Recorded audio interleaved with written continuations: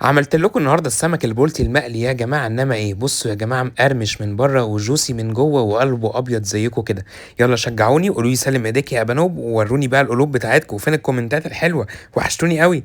اول حاجه كده بجيب السمك البلطي وهو كان كبير، فقطعته طبعا وغسلته بقى بميه ودقيق ورق لورا وكل الكلام ده. بعد كده هعمله خلطه متميزه بقى النهارده. عندي راس توم حلوه جدا، وبعد كده بقى عندي معلقه كبيره من هريسه الشطه، وعلشان المزازه الحلوه هحط كده معلقه مستردة هتودي التتبيله في حته تانية. احط معلقتين ملح صغيرين، معلقه كمون صغيره، ومعلقه من الكزبره الناشفه صغيره، وشويه من الخل، وكمان عصره ليمونه حلوه كده هتدي طعم حلو قوي للخلطه بتاعتنا. بعد كده يا جماعه هقلب بقى الخلطه الحلوه دي، والخلطه دي بقى ايه، هتبقى خلطه برتقاني شويه. يعني ايه خلطه برتقاني؟ يعني خلطه لونها اورنج كده. بصوا يا جماعه حلوه وجميله ازاي.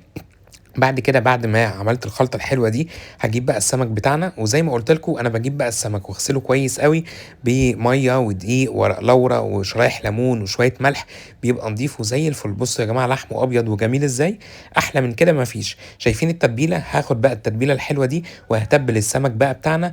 ويا جماعه هسالكم بقى سؤال اشوفكم مركزين ولا لا.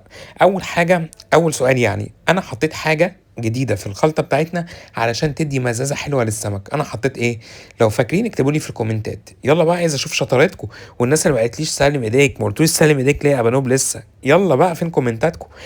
انا تبلت كل السمك. بعد كده بقى هسيبه في التلاجة حوالي ساعه لساعتين. عندي بقى شويه من الدقيق، حطيت له رشه ملح ورشه كمون ورشه كزبره ناشفه ورشه كركم بسيطه تدينا بقى اللون ايه، الاصفر يا جماعه.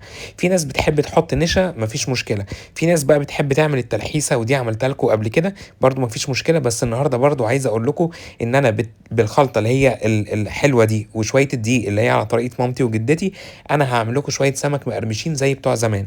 بصوا الحلاوه بقى والجمال. خطوه بقى مهمه قوي، وانا بحط السمك جوه الدقيق لازم يا جماعه ادوس فيه كويس جدا جدا جدا. يعني مش زي كده ايه، يعني مش زي كده الفرايد تشيكن احط رشه دقيق وخلاص. لا بصوا يا جماعه لازم ادوس عليه واقعد اكبس كده.